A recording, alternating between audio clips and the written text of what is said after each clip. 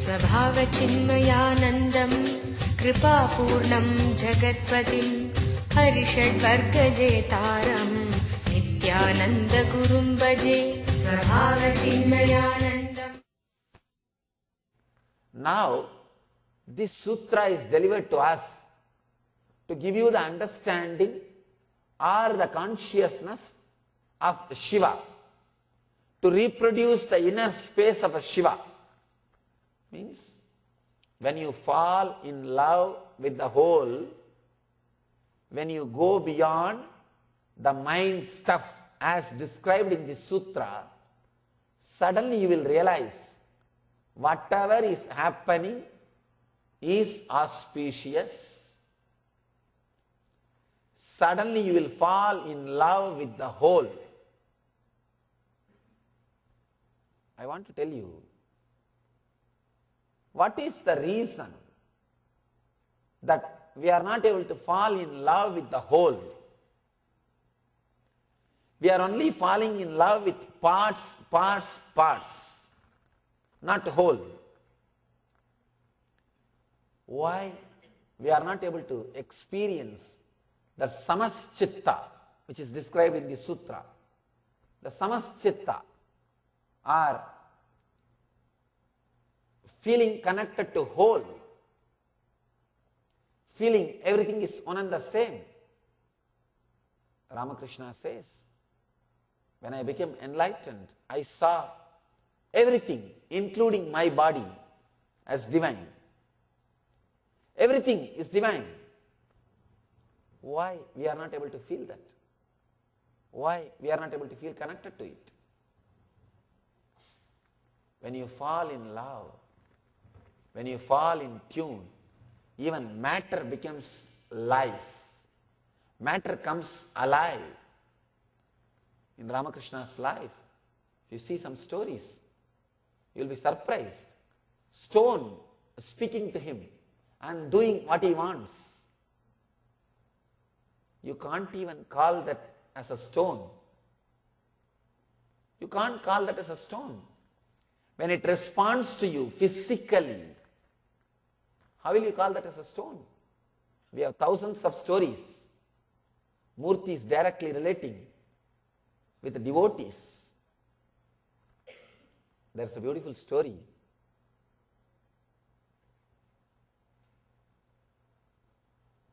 of a devotee happened in South India, a place called Kanchipuram. That story happened in a Vishnu temple. That Vishnu's name is the Vishnu who obeyed the devotee's order.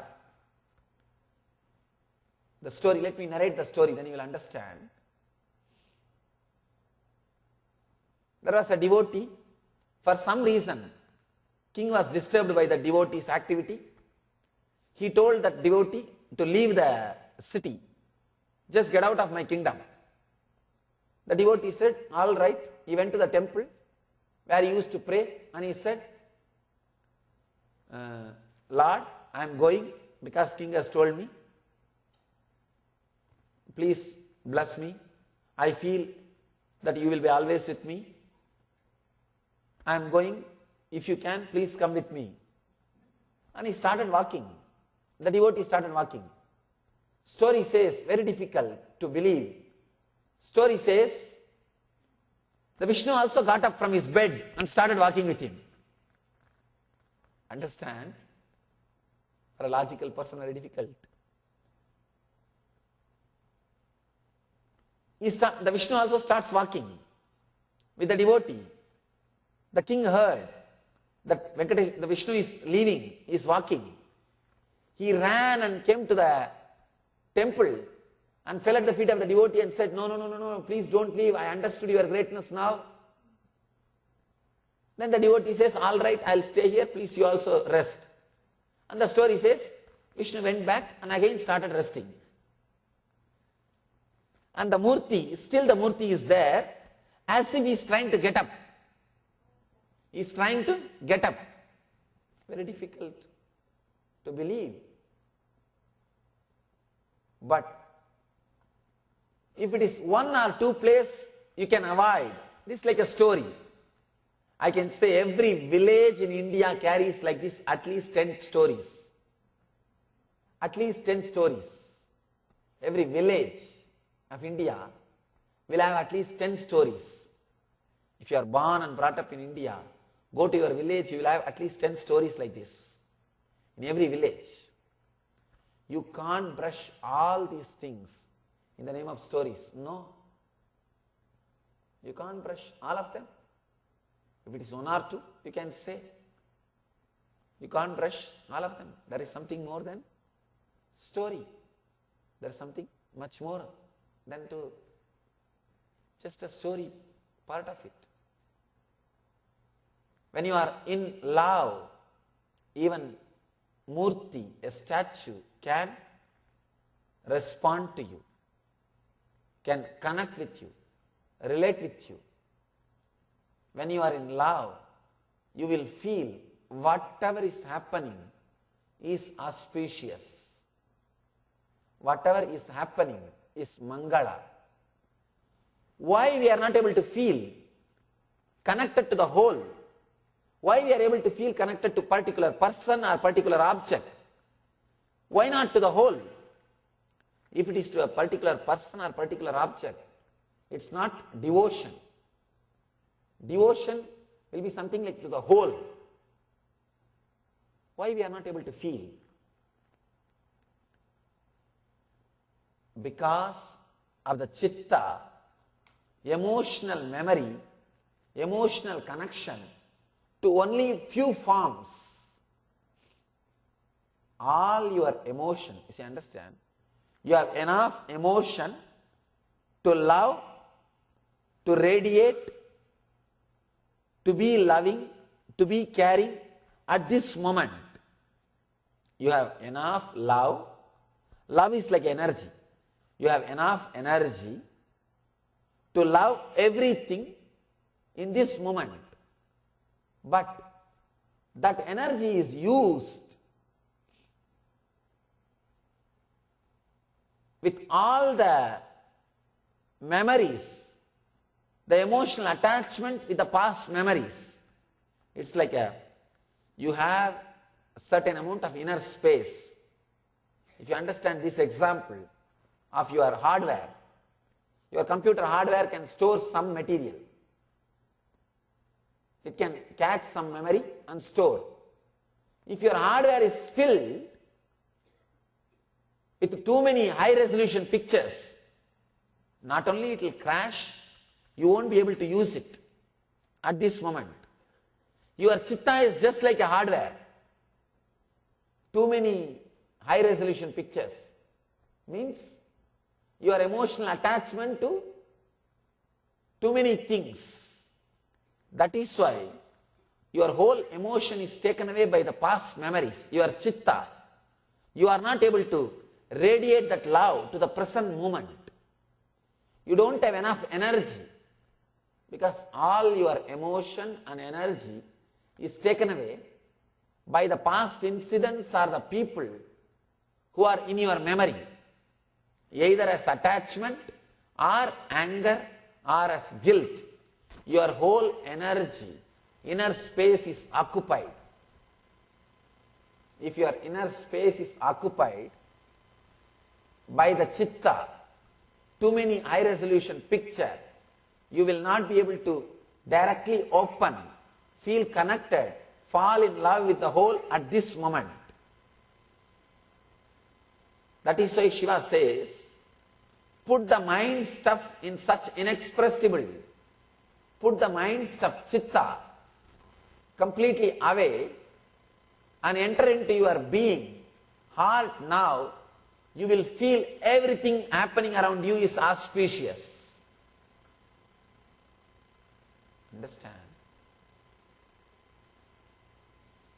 All your fear, all your greed, all your guilt, all these things are just because your emotions, your energy taken away by the past memory. your inner space is occupied by too many high resolution pictures. Those high resolution pictures are again and again popping up in your inner space. That is why you are not able to completely relate with the present moment, with the pure consciousness, with the pure energy, with the pure being in the present moment, in this present experience, with this present truth. Anybody whose inner space is not filled with high resolution pictures, like too many emotional attachments, will be able to feel connected to anything. You will feel connected to anything you are in, wherever you are put. The other day, in a meditation camp, I was telling, try to relate with people without asking about their past identity or telling about your past identity.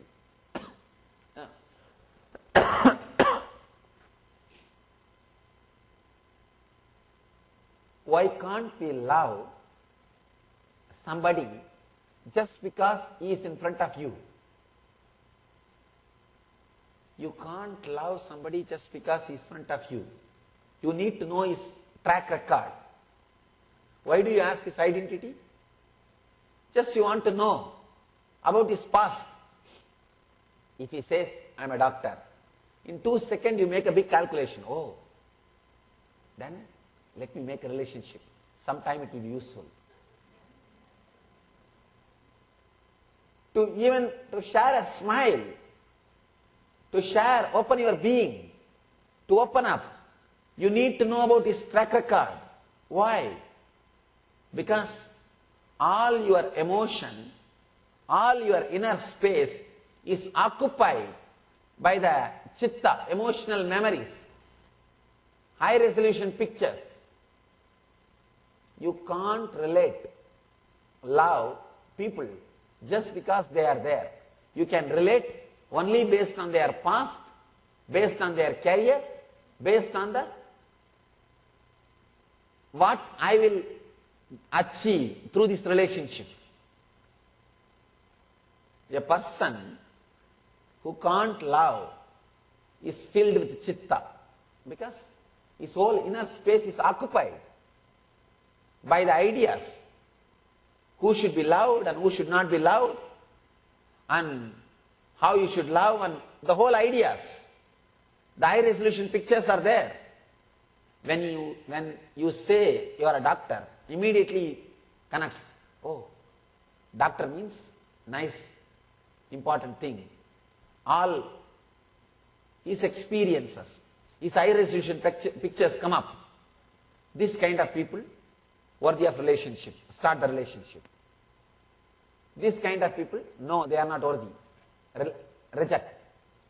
You are not able to fall in love or fall in tune with the whole because too much of chitta in your inner space, too many high resolution pictures in your hardware, in your hard drive, too many things in your inner space, in high speed, the logical calculations happening. Understand? If you understand these 4 or 5 steps, I'll give the essence of whatever I was trying to tell you. Your inner space is filled with too many things related to past. Your chitta is filled with too many high resolution pictures, like your hard drive. Because of that, the whole space is not available to the present moment, and you can love or feel connected only to the people or objects which falls in tune with your past memories, or which you loved or had benefit from the past memories. Based on the track record, only you can love or open up Because of this, you can't completely open your being to the present moment as it is. When you don't know how to open your being, you can't feel whatever is happening is auspicious. If you can come out of the chitta, the high resolution pictures, as Shiva says, suddenly you will see you have too much of inner space available to you. You can directly open up to anybody who is in front of you without asking their track record, without asking about their past. You will be able to fall in love, feel connected to the whole just by being in that moment for no reason.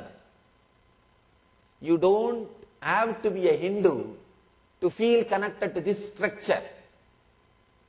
You don't have to be a Muslim to feel connected to a mosque. You don't have to be a Christian to feel connected to a church. As on now, you will feel connected to this structure only if you have sympathy towards the ideology. Means track record before opening up. But a person who doesn't have chitta just opens up, feel connected to anything. Many times people ask me, Swamiji, you are traveling all over the world. How long it takes to settle down for you in one place? Because this settling down, feeling comfortable with a place where you are staying. I said, settling down? What do you mean by that? I don't even know that word. Wherever I go, I just completely settle down. Over. If I stretch my hand, food, eating. If I stretch my leg, sleeping. That's all. Rest. There is nothing like settling down. If you are feeling connected to one home, you can't settle down in the other home. It will take time. Either you should feel some resemblance to your home, or you should create some resemblance to your home. Only then you can relax and rest. Not only me, the who is traveling with me, for them this idea itself is lost. If you don't have one home, you will feel homely with the whole world. If you don't have few friends or relatives, you will feel related or friendly with the whole world. That's why Shankara says, Mata cha Parvati Devi Pita Devo Maheshwara Bandava Shivabhaktascha Swadesho Bhavanatrayam. When the cosmic father Shiva becomes your father, when the cosmic mother Devi becomes your mother, whole cosmos becomes your home, and the whole population becomes your friends and relatives. Understand, here Shiva is expressing to remove the chitta, the past memory, track record of feeling connected to one object, one person, one place, few objects, few persons, few places. Suddenly you will see, you feel connected to the whole, you feel connected to all, you feel connected to everything. Whenever you feel connected to something, you see the auspicious thing of that. You will feel the auspicious part of that. To tell you honestly, when I felt connected, sympathetic towards the Western culture only, I understood all those auspicious things done by them. All those auspicious things in their tradition, in their lifestyle, in their culture. As long as you don't feel connected, you won't see the auspicious things in that culture, in that tradition. Only when I had the sympathy to be a little silent and look, I understood, yes. There is so many auspicious things. So many auspicious things happening. One more thing. If you feel connected to something openly, honestly, your inner space will be filled so much with the auspicious things. Even if there is something bad, you will not have inner space to sit and calculate. The other day, one of our devotees came and complained to me, Swamiji, we call 2-3 TVs to come and cover the Kumbhabhishekam, consecration ceremony of our temple. But those guys are concentrating only on bad news, whatever is happening in the society. That is the hot news for them. They are not interested in your meditation or temple inauguration. They are saying very clearly. See, we are too busy in publicizing the hot news. They are not interested in it. Who is interested in something good? No. Their inner space or their time is too much filled with bad things. So they straight away say, no, please don't mind. We are telling you honestly. We can go, we are too busy with other kind of news. We can't spend so much time on this kind of news. If you feel connected, fall in love, you will become too busy for negative news. You will radiate, relay, connect only with positive news. If you are too busy with negative news, you can't have positive things. If you are too busy with positive things, you can't have negative things. Your inner space can grasp whatever is happening as auspicious or whatever is happening as negative. It's your freedom. It's your freedom. Now, you need to take the responsibility. You need to understand what way you should look at the world. I tell you, if you live with the mood or idea of whatever is happening is auspicious, you may not have outer world wealth, but you will live like a god on the planet Earth. You will live like a god on the planet Earth. You will live like a flower on the planet Earth. You will add so much of auspiciousness to the planet Earth. You are blessing to a planet Earth. You will be a blessing to the planet Earth. That's what the tradition says, Tirthe Kurvandi Tirtinaha. They create tirthas by their presence. They create pilgrimage center by their presence. Person who feels everything is auspicious creates pilgrimage centers by their presence. You will be a great blessing to the planet Earth. You will be a great blessing to the whole cosmos. Here Shiva says, put mind stuff in such an inexpressible fineness above. He says, the chitta, to be just moved away. Just see, go through your chitta, wherever too much of your emotions are connected to one particular picture. Just go through those memories consciously. And consciously decide to remove too much of emotional attachment from those memories. You may ask, how can I find out which memory I am emotionally attached? Any memory or frame, picture comes up in your mind again and again, you are connected to that negatively or positively. That's all. Any emotional memory comes to you again and again in your mind, you are attached to it negatively or positively. Through fear or through greed, you are connected to it. Now, it's your responsibility to go through all those memories. If you are afraid of some memories, sit and let you feel frightened. Don't try to push them away. If you are afraid of ghost, just sit and meditate on ghost. If you are afraid of snake, sit and meditate on snake. If you are afraid of death, sit and meditate on death.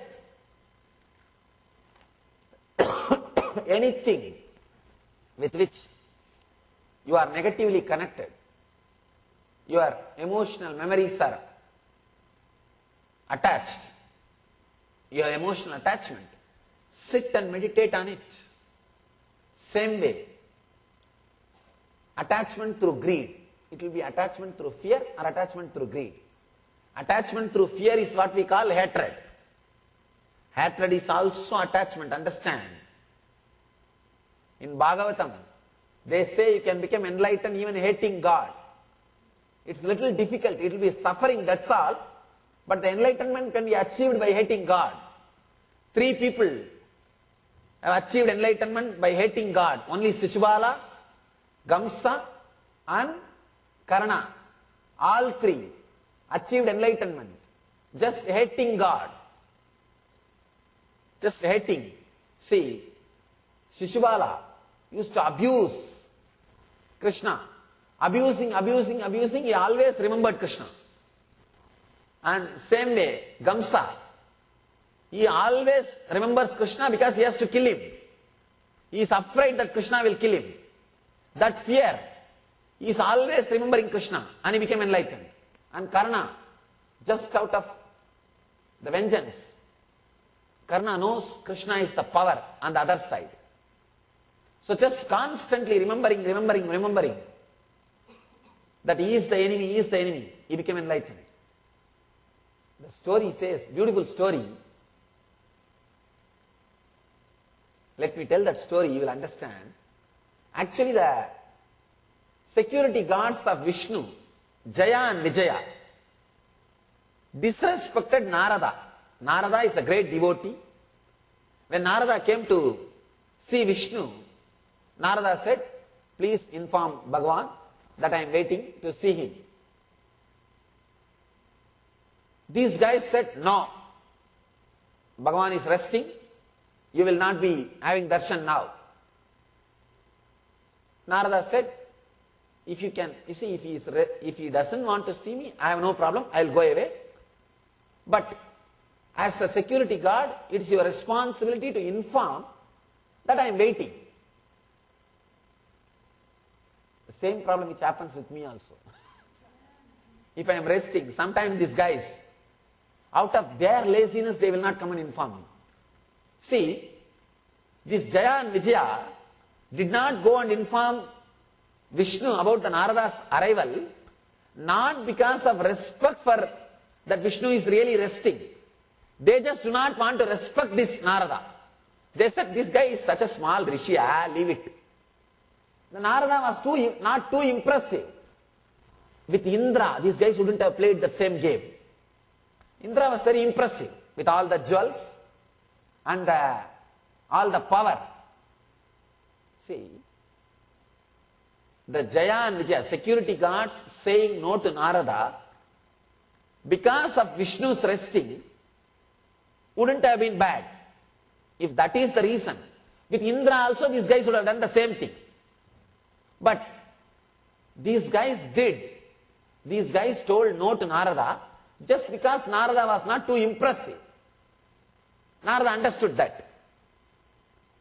He said, you see, if you tell me you will not allow because of your love for Vishnu, I have no problem. Then I should be obeying your orders. But you told no to me because you judged me. Let both of you go to planet Earth and live like a human beings.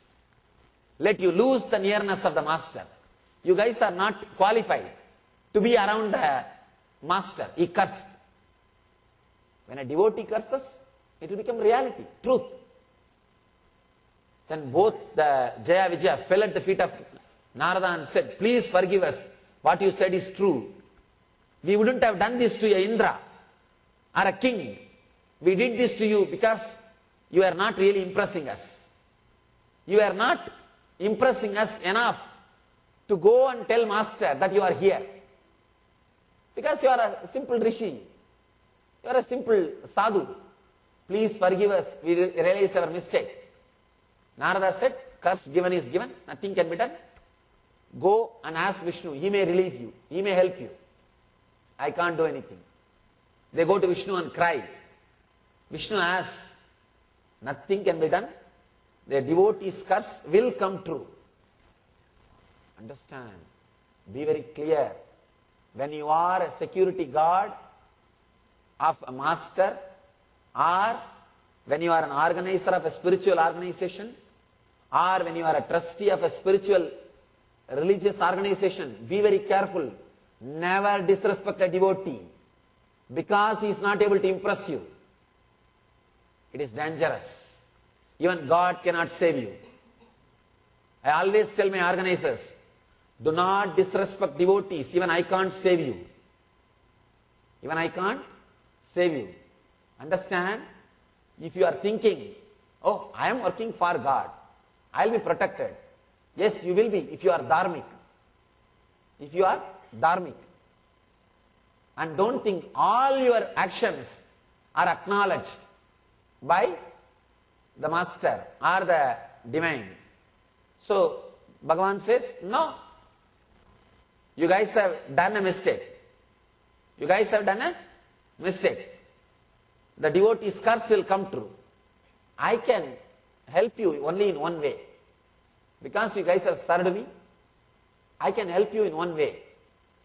Either you can take 100 human births and live as my devotees, then come back. Or 3 human births, you will live as my enemies and come back. What do you want? 100 lives as a devotees will be so joyful, beautiful, but too much time you have to be away from master. Too much time, it will be joyful.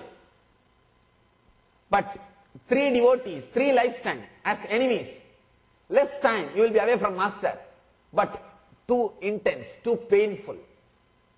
It will be too painful, too much suffering. These guys opted, even if it is too much suffering, it's okay. We will come back quickly. We want 3 lives. 3 lives as your enemy. We will come back quickly. We don't want, even if it is too painful, it's okay. Then Bhagavatam says, these 2, Jaya Vijaya only, came to planet Earth as Hiranya and Hiranyaksha and killed by Narasimha. Came back, again, Gamsa and Sishuvala, killed by Sri Krishna, came back, and again, Ravana and Kumbhakarna, killed by Rama and came back. Understand? Even being an enemy, you can become enlightened. Even by being an enemy, you can become enlightened. But very difficult. Painful. What I want to say, even hatred is attachment. Even hatred is emotional memory. Whether you are attached to something through hatred or through greed, go through those memories. Go through those memories. Relive them. Meditate on them.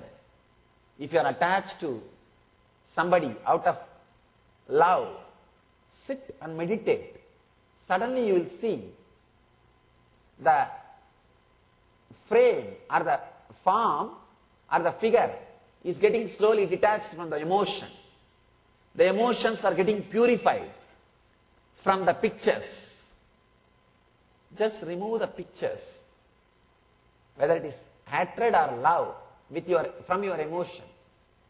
You will see your whole emotion, inner space, is available to you without any pictures attached to it, in pure form.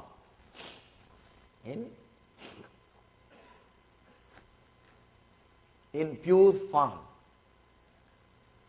Reclaiming your inner space without any emotional attachment, any memories emotionally connected to it is what? Achieving the state of Shiva. Here, Shiva wants that only. You can reclaim your emotional being, inner space from all those memories which are having your inner space for themselves. Now, too many emotional memories are occupying your inner space and very less space is left for you. That is why you feel so much suffocated. All those fellows are sitting inside and fighting. You don't have space to relax. By meditating on them, liberate yourself. Let the greed or fear from those memories be taken away so that your inner space will be reclaimed for yourself. Understand? It's a very powerful technique. This technique can't be done in one place. This is supposed to be done by you constantly. This is like a technique to be practiced every day in your day-to-day life. Again and again. Whenever you are stuck with some emotional memory, sit with it and meditate on it. Consciously go into it. Whether it is fear or love or greed. Let your inner space be disconnected, purified from the emotional memory. Till then, meditate on it. Go into it. When you reclaim your inner space is experiencing Shiva's inner space. You will be able to fall in love with the whole. You will be able to move towards the heart. Instead of just talking, listening, if you practice it few times, you will see the truth.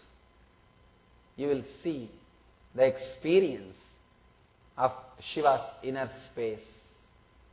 Let you all experience the Shiva's inner space, the eternal bliss, Nithyananda.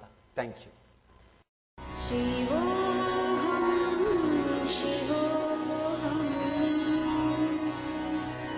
Shivasvarupam. Has given birth to great Paramahamsas, mystics, saints and divine avatars who have consistently delivered this world from darkness to light.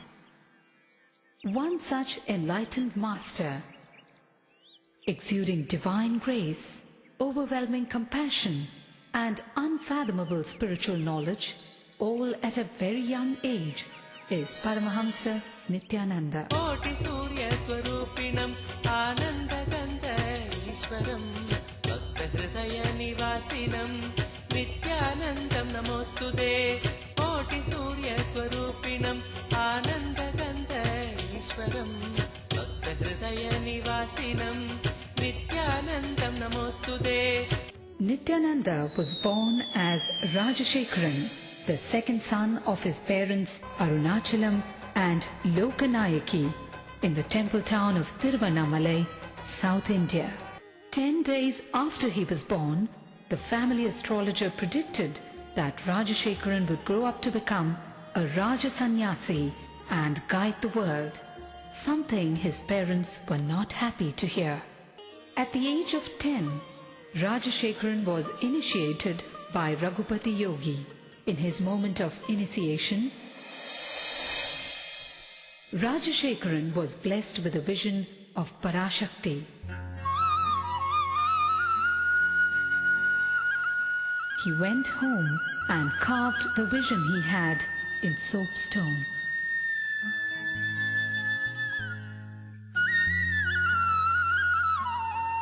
One day, Rajashekharan was found etching a complex shape on a copper foil. It was the sacred Sri Chakra. The Sri Chakra is believed to be a diagrammatic representation of the cosmos. Sri Ramana Maharishi, Sri Ramakrishna Paramahamsa and Sharada Devi were sources of inspiration for young Rajashekharan. At the age of 12, on the sacred day of Buddha Purnima, Rajashekharan had an intense encounter with the divine, an out-of-body experience that was to change the course of his life.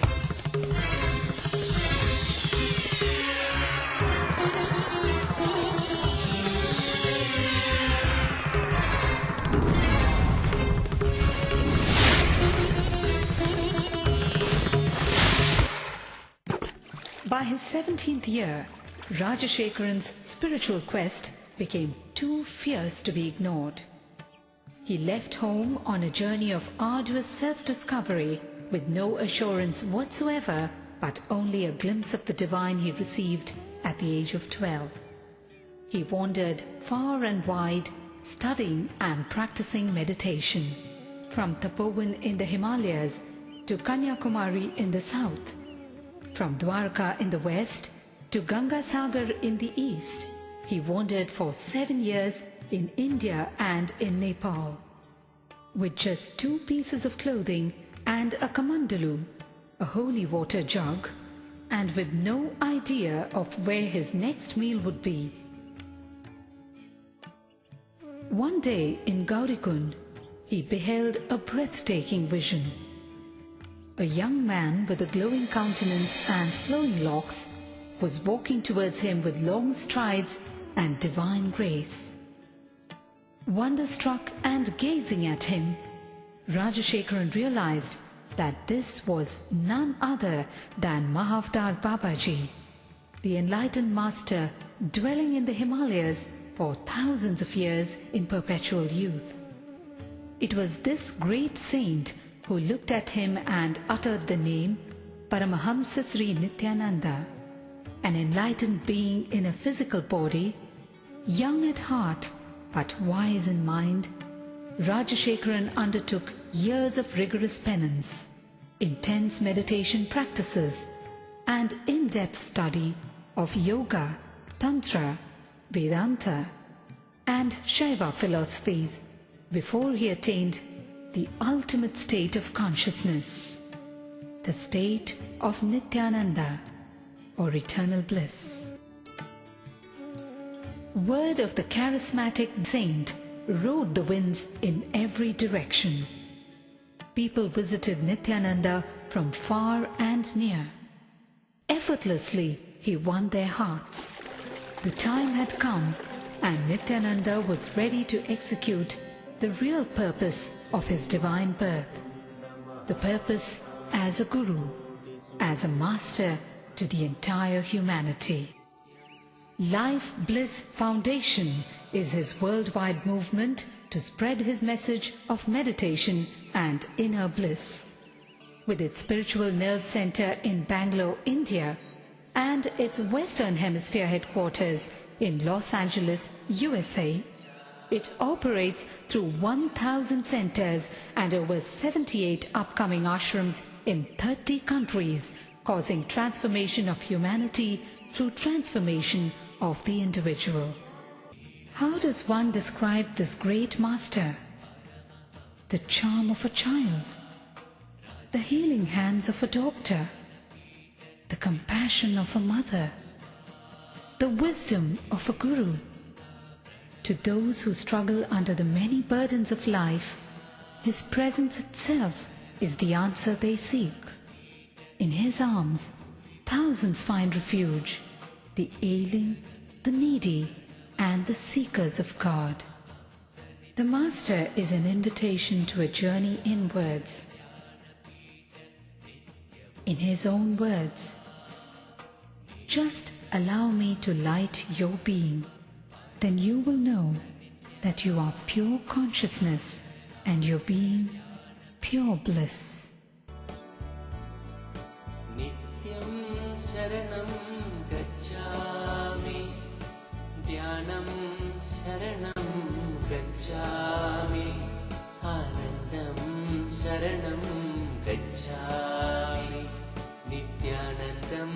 शरणं गच्छामि नित्यं चरणं गच्छामि ध्यानं चरणं गच्छामि आनन्दं चरणं गच्छामि नित्यानन्दं चरणं गच्छामि नित्यं शरणं गच्छामि ध्यानं चरणं गच्छामि आनन्दं शरणं गच्छामि नित्यानन्दं शरणं गच्छामि नित्यं शरणं गच्छामि ध्यानं शरणं गच्छामि